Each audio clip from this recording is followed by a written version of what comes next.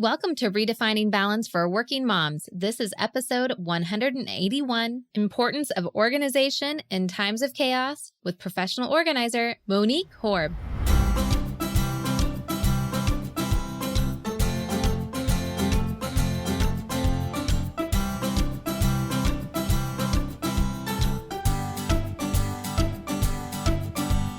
Welcome to Redefining Balance for Working Moms podcast, where we believe life balance is possible.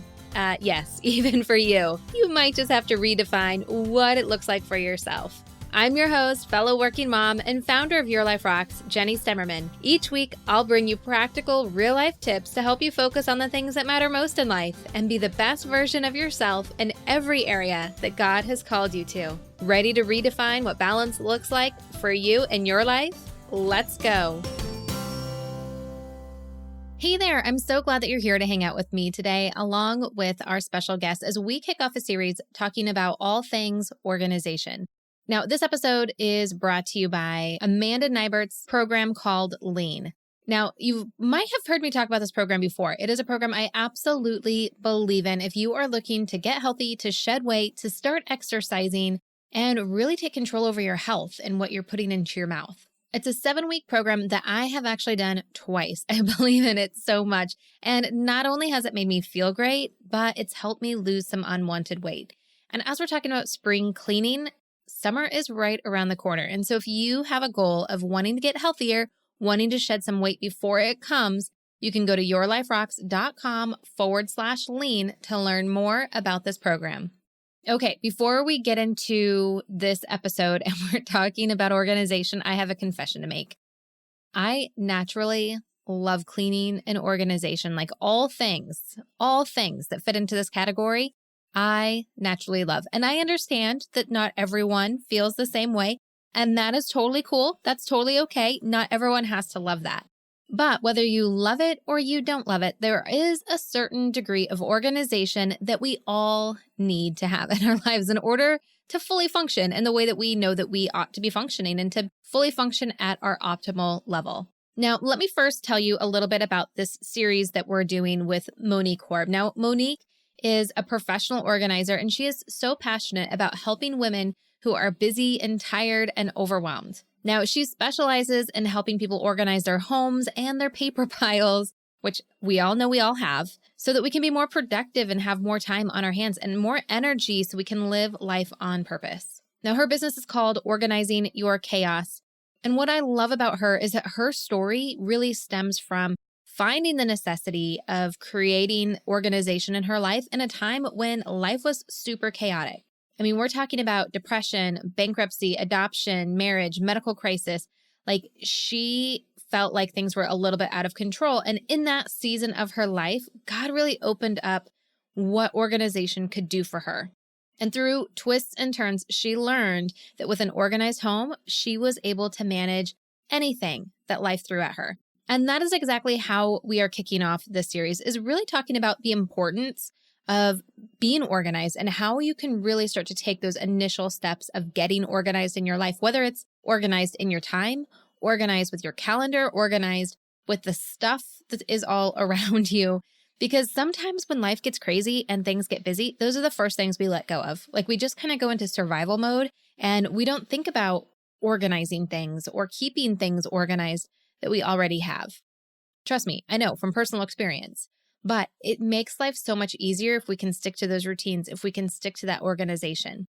Now, after this episode, Monique will be back in a few weeks to walk us through some really practical steps in organizing 2 key areas in our houses. So the next time Monique comes back after this episode, she's going to be talking about how to take on the organization project of your kitchen.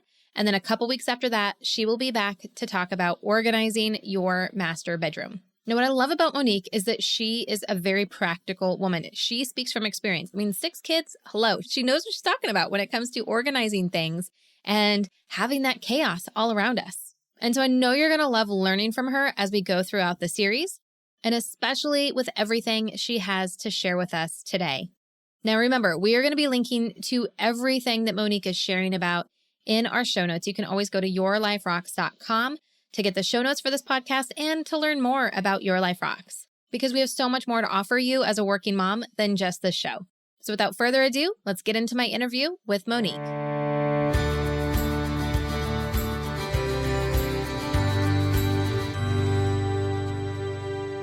Monique, welcome to the show. I am so excited to chat with you today all about organization and why it's important and so many different aspects, and really kick off this great series with you. But before we talk about all of the brilliance that you brought for us today, share with our listeners a little bit more about who you are.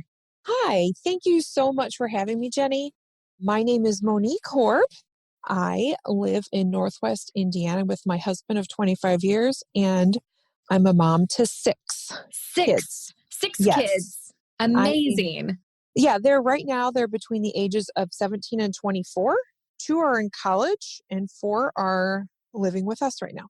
That's incredible. So you obviously know your stuff when it comes to organizing the chaos, because I can only imagine how chaotic it is having 6 kids. It can be. And it has been. There's definitely a period of time where I just didn't even know what end was up. Oh, I'm sure.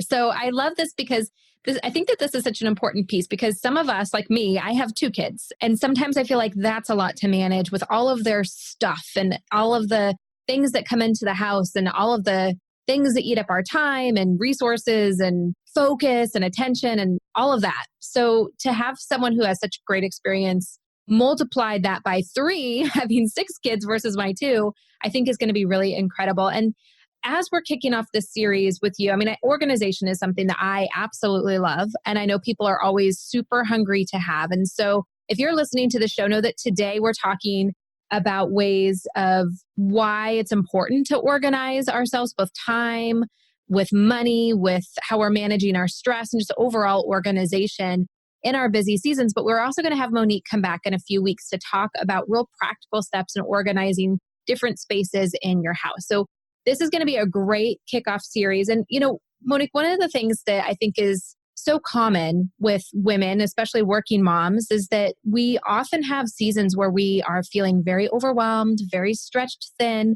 or maybe even a season where there's a new baby or maybe something traumatic has happened.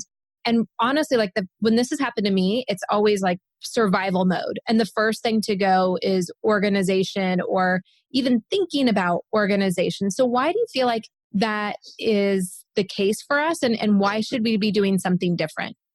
I think, to just go back for myself, got married, had 1 baby, had a second baby, had a third baby, and did things little by little. And I think when you do things little by little, it sometimes can seem easier, but then when something major hits you, somebody gets sick, there's a job change, there's a life change, and those unexpected things that you don't plan for can throw everything out the window.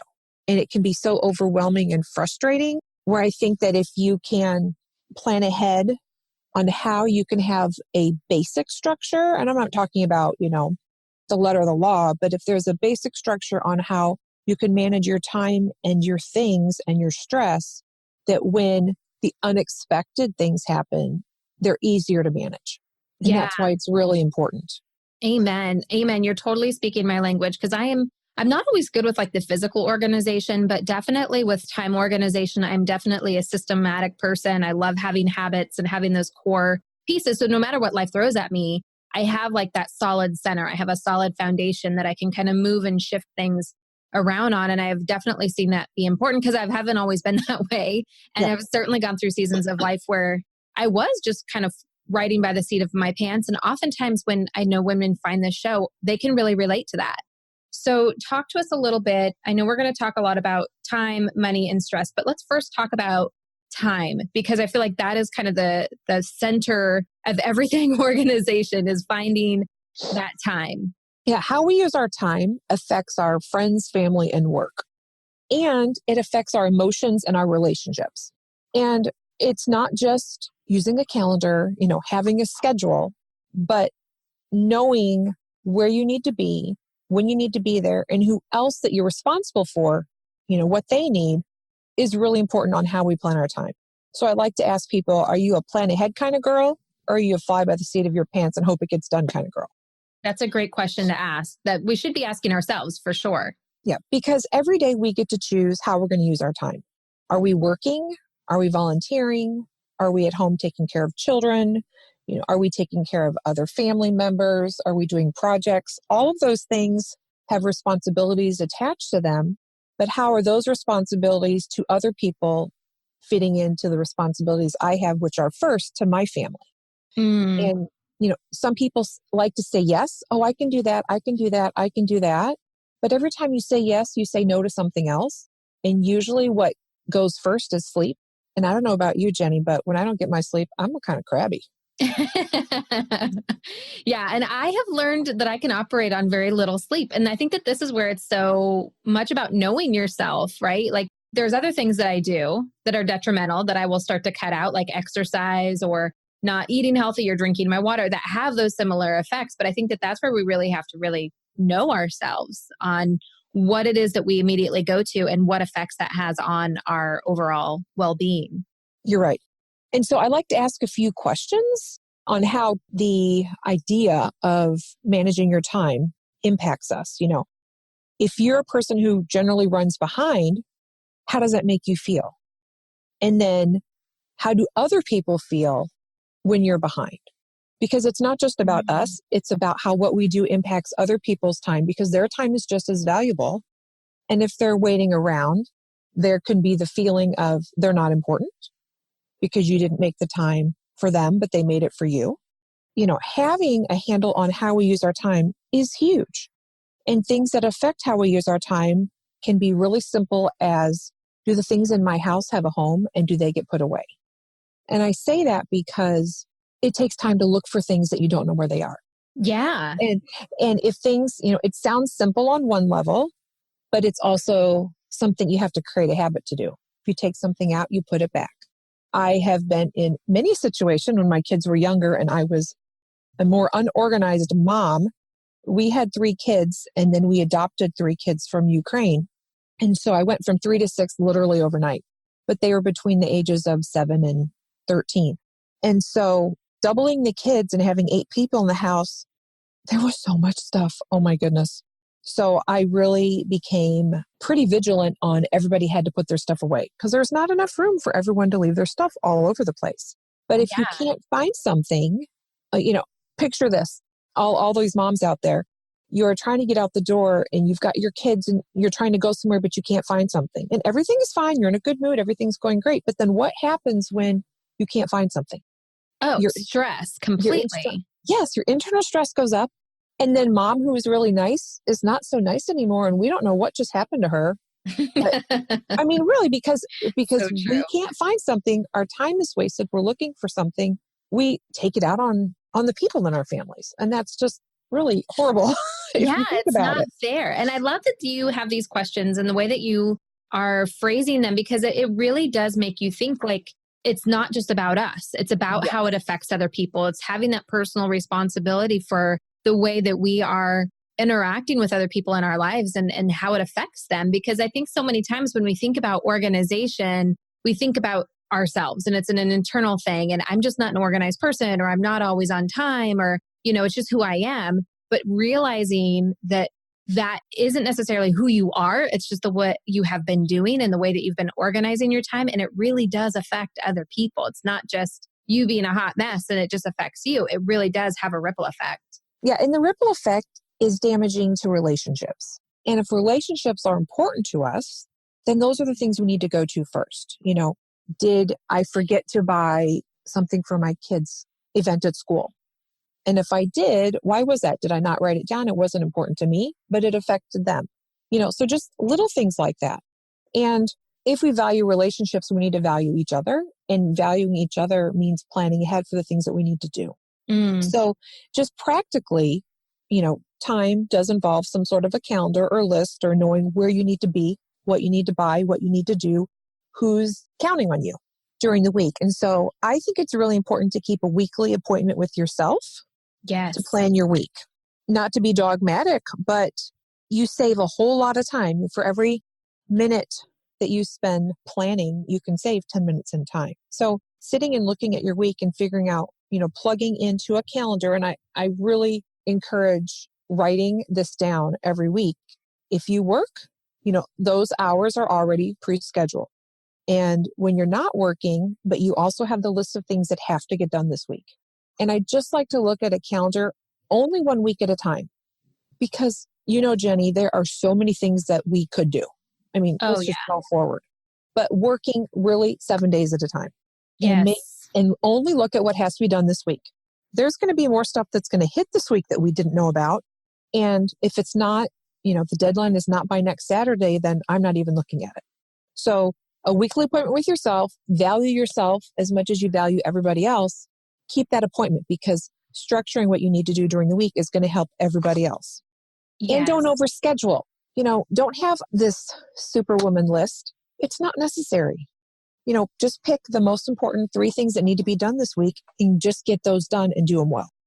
I love that. And one of the things that I love when I was looking over this information that you sent with these action steps, especially looking specifically at just this week and the things that need to get done just this week. And oftentimes, for me, I even do this on the daily. If I'm having a very stressful day or a day that's very full, I will look at my list and say, okay, what on this list no one's going to die over? It doesn't what can be moved to get done today. And then I'll tell myself, I just have to get through today. I just have to get these things done. I don't have to worry about anything else. If I have extra time, then I can get to some of those things. But these are like the come high water. These are the things that have to get done regardless of anything else. And it's just getting through today. And then following up with each day, if I didn't get it done, can I move it? Yes. I like to do just a quick visual sweep. Is everything put away before I go to bed? In the kitchen, for example, is the dishwasher on? Is it full of dirty and turned on? Because for me, walking into a messy kitchen in the morning just about throws me in a tailspin because I feel like then I'm in it behind the 8 ball because I'm like, oh, now I have to clean before I can do anything. And that's just frustrating. So anything that you can get put away where it belongs before you go to bed lowers that visual clutter. And visual clutter can definitely cause anxiety and frustration. I love that. And we're going to be talking about stress here in just a little bit. But before we get to that, a couple of weeks ago, probably a few months ago now, we had a guest on talking about finishing those loops. And so as you were talking about doing the dishes every single night and having that clean kitchen, it reminded me of this concept of just finishing those loops. And sometimes we get so stressed out by the loops that are unfinished, whether it's the dishes that are undone or something that's not put away, but it definitely can be more stress inducing. So we talked a little bit about time. What about money? Because, when we think about the stressful times in life or the busy seasons in life, money is just one of those things that can add to that or amplify that. But you really talk a lot about how being organized with your money can help to benefit you in some of those busy seasons. So share with me a little bit why you feel like money is something that we need to focus on when it comes to organization. Well, and money is a tool, and we have to have money because we have to pay for where we're going to live, what we're going to eat, what we're going to do. So money's not the evil, but it is a tool. And if we use it wisely, we can live well because money can cause us to be stressed out and frustrated.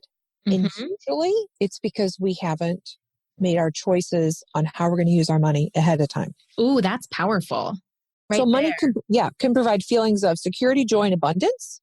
And money can also provide feelings of stress, insecurity, and frustration.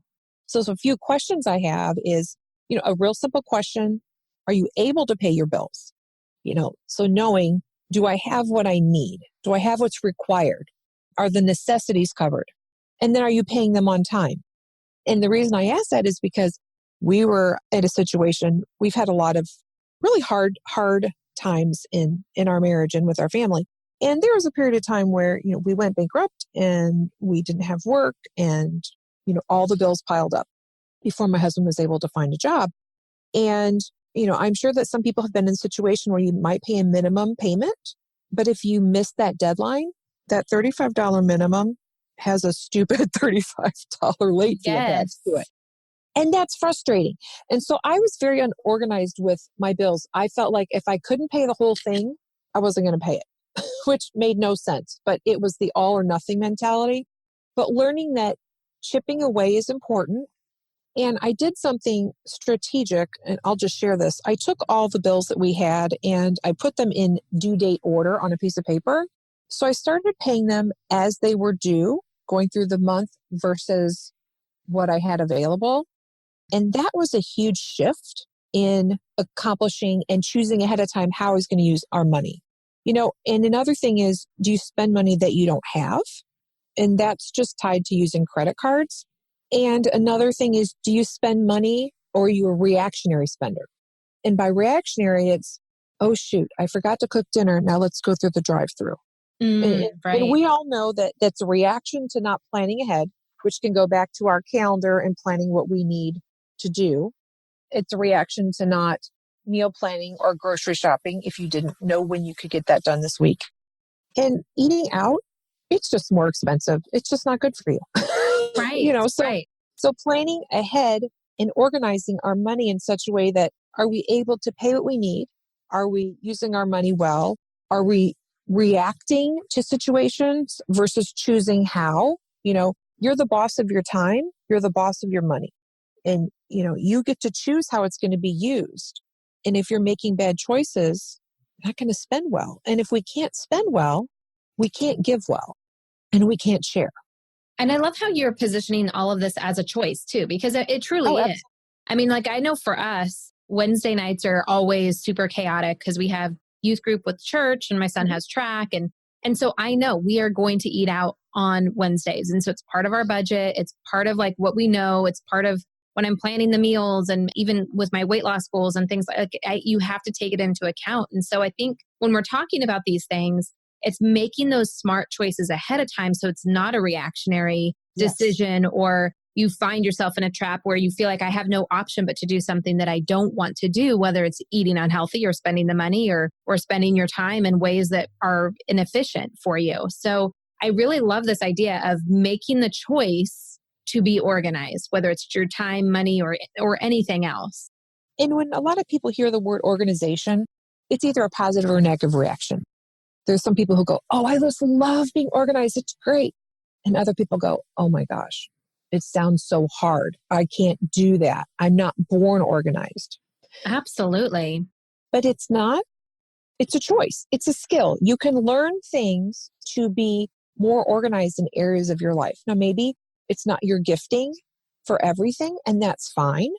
But organizing, whether it's our time, our money, our emotions, and our stress, it's all a choice. So we get to choose how we're going to react or if we're going to react. And usually reacting doesn't always work out so well. Oh yeah, completely. And I'll have to tell you, like, there's been so many times where, whether it's in work situations or social situations or helping out with the school or church or something like that, I consider myself to be somewhat organized, but I still, like, there are areas of my life that are just completely disarray. Like, it's just not organized at all. But I have been called organized by other people, mostly other women, almost in a way that's like not a compliment. Like, oh, well, you must be so organized. Like, it's bad to be organized, and it's, more real to be unorganized, but I just don't want to operate that way. Well, do you think that, let's just go out on a limb here, that there's an amount of envy for the people who say that, in the way that seeing the organization or the fact that you're doing something well, inadvertently, internally for themselves, it points to their failure in that area. And maybe they just don't know how to change it or don't know how to fix it or don't know, what to do about that particular area. Well, and I think too, I feel like culturally we're in this space where it's almost glamorized to be a mess. You know what I mean? Like, it's almost like in an effort to make people feel okay with their disorganization, it's almost like it's the way to be, is to be a hot mess or to be, chaotic. And that's a badge of honor. Yes, exactly. It's a reflection of not valuing other people as important. Because really, if we do put things away and we do plan ahead on how we spend our money and we do plan ahead on how we take care of ourselves, we value the people around us because we are going to be the best we can be in order to serve them well. Amen to that. And I think too, like, for me, again, there are areas of my life that I am so completely disorganized in. And then there's areas that I feel like I'm doing pretty good with my organization. And part of it is that I am Enneagram 9 with a strong wing of 1. So my 1 kind of keeps me in check organizationally sometimes. But when I look at those other areas of my life that are more unorganized, those are the areas where my guilt comes from, my shame comes from. Those are the areas that I feel the extra stress come from. And when I'm in a position where those are the dominating feelings, or when I'm operating in those areas and things are unorganized, that's when I don't feel like I'm being used my gifts that God gave me and to be my best. I don't feel like I'm the best for the people around me. And it's just has the negative ripple effects, just like we talked about the positive ripple effects of being organized. Yep. It has those negative ripple effects come from those areas. And I know that I could improve in those areas. Again, it's a choice to make the time and effort to improve. Well, improving takes work, and it takes time, and it takes choices. It takes action. But the benefits outweigh how it is today for people. So it's, how bad does somebody want to improve their life or their family? How bad do they want to drop their stress level? And if our money is unorganized and the people that live with us, especially those of us who are married, does that cause arguments or frustrations in relationships? If you're always running late, is a spouse or a child always upset with you? So the relationships and others, everybody's affected by our choices. We don't live on islands by ourselves. Of course, I would like to be on an island stay. It's pretty cool. But, and I was just thinking about what you just said about areas that we all can't be good in everything. It's just not possible. And probably the biggest area, and my family would agree, is I do not love to cook. I do not love to meal plan. I do not love to continually feed these people 3 times a day. For me, it is not, yes. I don't love doing it. I agree. I do it. We are eating, and I don't love spending time in the kitchen doing that. I really would rather go into someone's hot mess room and do something about that. That's where I soar and I thrive, and I love that. I like problem solving those areas. And, if we need to outsource things that will, save us time and money, then outsourcing is also another way to handle the things that we're not good at. No, I do not have a personal chef. That would be a dream. But, outsourcing the things that we can outsource that eliminates family arguing. For example, maybe someone doesn't have time and never can quite get to getting the house cleaned. And there's a bone of contention in that family because of that. Well, outsource it. Yeah. Take that away from the internal relationship, but get it done somehow. It doesn't have to be you. And delegate. That's key in getting things done. Amen to that. I'm a huge advocate for delegating because I think sometimes we do feel like we have to do it all, but really you can just be like the director of it all. And like, this person needs to do this. Exactly. And just assign tasks to people and then let them take care of it. And then you can come in behind and check. And I feel like this is a great segue into this last piece about really talking about stress, because I feel like this is where when the stress gets high, I always say when stress gets high, like our logical sense goes low, like when the emotions start to go up. Yes. And I feel like organization is a logical piece, right? Whether it's physical organization or time organization, it's really having logic to our lives. And so when stress and emotion go high and logic goes low, that's typically when organization goes out the window. So talk to us a little bit on why there's such an important correlation between the two and how we can kind of go against the grain of what naturally we want to just like let organization go when stress comes and how we can do something different. Well, when we take the time to plan ahead how we're going to spend our money and how we're going to spend our time, if you think about the stress that we have in our lives, a lot of it is because we're unprepared in some area for something. We're just unprepared. So we didn't plan ahead for an event, a thing, or whatever. And so the not being prepared causes the arguments, causes the stress to go up and the negative emotions we feel towards ourselves, negative feelings or arguments that come with other people because we weren't prepared. Are we letting people down? Are we letting ourselves down? So really a lot of stress is because we're not prepared. We're not organized on some level. Now there's always the things that are thrown at us in life that have nothing to do with whether or not we have prepared or organized our schedules or our finances or our calendars or our kids. Things that are being hit that we're being hit by other people, things that happen to other family members, friends, and those things do cause stress. But the things that you can control and then you can manage, you will make your life a lot easier to handle. And then we get to choose. That's the best news of all, is we get to choose, what kind of life do I want to live? You may not be able to change your circumstances overnight, but you can make daily choices that change the direction of your life. So even if that is starting to do a weekly family meeting or weekly calendar or weekly budget, the other thing that we need to think about is, how do we care for ourselves? Yeah. Are we taking care of ourselves? Because if we are not taking care of ourselves, we cannot show up well for anybody else. So true. If our tank is empty, we surely can't fill anybody else's up. And so identifying what are the things that cause me the most stress, and then how would I feel if I wasn't stressed? And looking at, how could it be, or how could I feel? And I see that it can be different, but it's a choice that I need to make. Mm-hmm. And a decision. I can live a different life. I don't have to live like this, and whatever this is. I mean, yes, I'm not saying that you can, quit your job and go live on an island, but maybe you could. Maybe you could, if you made some small choices along the way that could eventually be your outcome. Absolutely. If it's on your vision board, then go for it. But, we have the ability to choose to live our life in a different way, to choose to lower our stress and take care of us. So if we have less stress, we naturally have more energy. And when we have more energy, we can show up well for our husbands and our children and our work and for the people that count on us. Yes, absolutely. As you're talking about that, I was reminded of our free course that we have, the weekly success planning. And that's the very first lesson in that course is identifying how you want to feel in your life, and then identifying what that looks like in all of the different areas that we talk about, whether it's in your faith or your marriage or your parenting, but really like thinking about how you want to feel and making that choice of looking at what that would look like in those different areas. And then going through the process of creating a gap analysis of where you are now compared to that and what you need to do differently in order to get to where you want to go. And then those small actions that you can take on that weekly basis in order to get there. So I love that you're sharing this as a part of a process of being more organized and decreasing the stress in your life, because it's so key.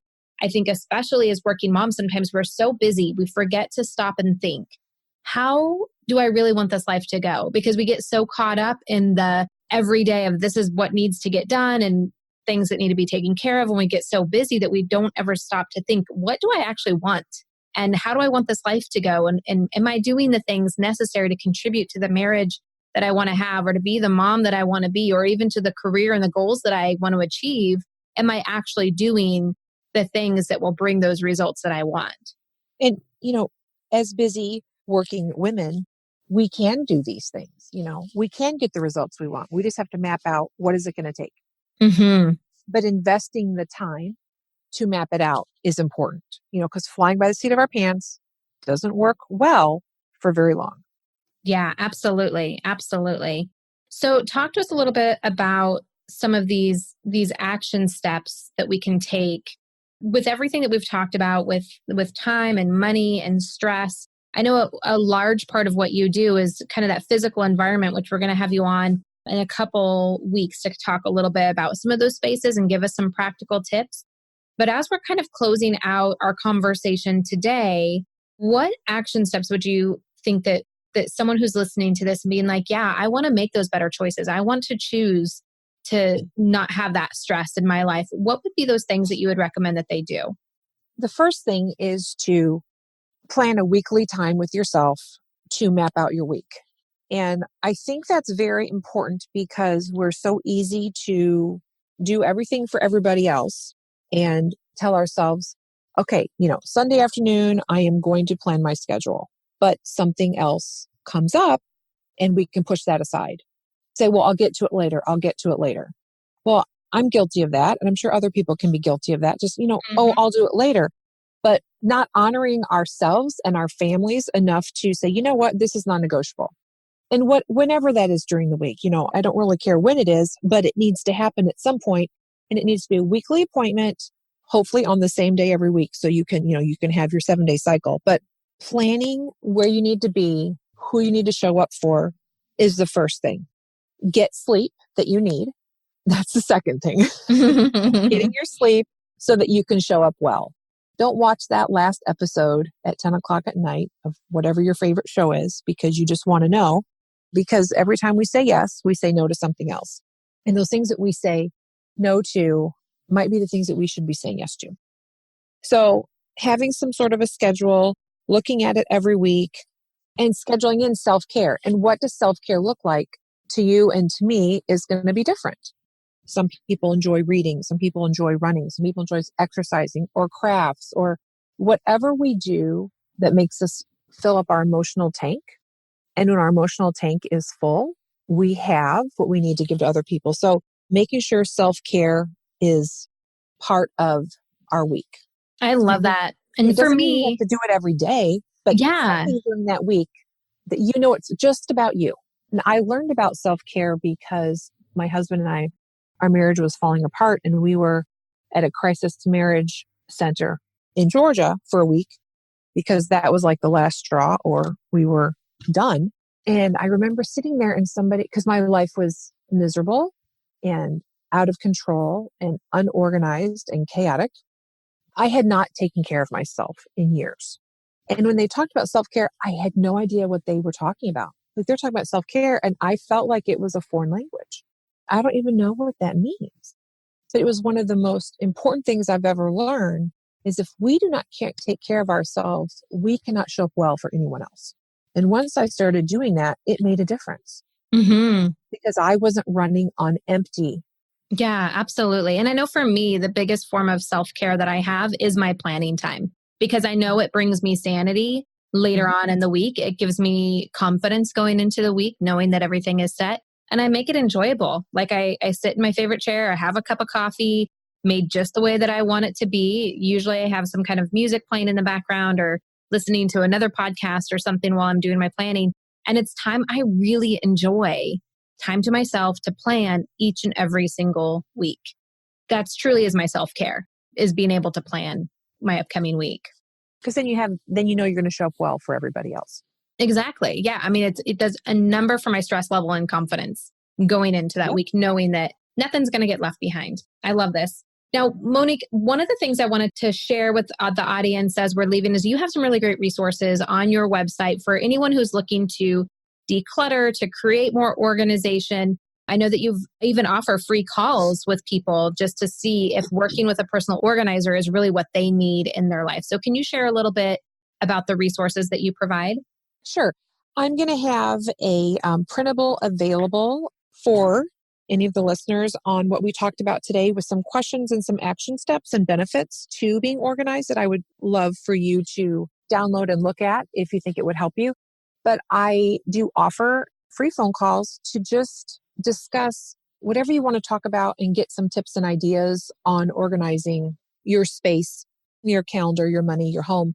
And I also offer virtual organizing consulting services. So we could meet over Zoom, Voxer, email, and I can coach you through organizing spaces in your home and helping you get areas of your life organized as well. Beautiful. Fantastic. And we are going to be having you back to talk about how we can organize real practically our kitchen and then also the master bedroom because it is spring cleaning time. Spring is upon us. And I know I'm itching to get organizing and going through some things in my house. So where can people find you in the meantime on social media? What's your website? Where can they learn more? My website is www.organizingyourchaos.com. And the same with Facebook and Pinterest, Organizing Your Chaos. Beautiful. Well, thank you so much for coming on this show. And I look forward to having you back in a few weeks. Thank you so much, Jenny. I appreciate it.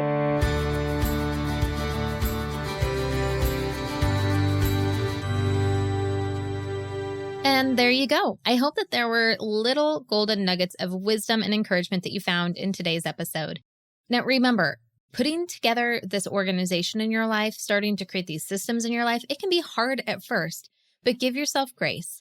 Know that over time, it will become easier and you won't have to think about it as much, which is so incredibly freeing. Because when you don't have to think about organizing your life or organizing your home and it's just there, It allows you to be able to focus on the things that truly matter most in life. It allows you to be able to be closer to God, serve your family, and love on others. I'm excited to have Monique back in a couple more weeks, sharing some really practical tips on how we can organize different areas of our house.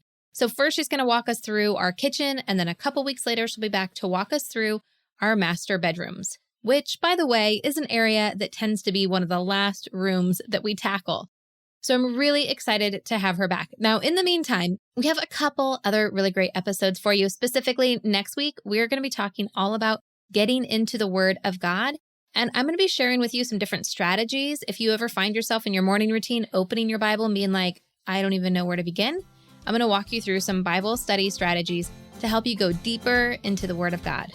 Just because the episode's over doesn't mean that we have to stop hanging out. Of course, you can follow me over on Instagram at your.life.rocks, or hop on over to Facebook, search Your Life Rocks, and find our Facebook community. It is full of working Christian moms just like you, looking to redefine what balance means in their life and take action to make it so. Now, if you are looking for more, if you are ready to go deeper, to really create the systems to bring more balance into your life and help you clear the chaos, I invite you to join Life Balance Membership. You can go to lifebalancemembership.com to learn more, or upgrade right inside of the Your Life Rocks app. You can find that on iTunes or Google Play.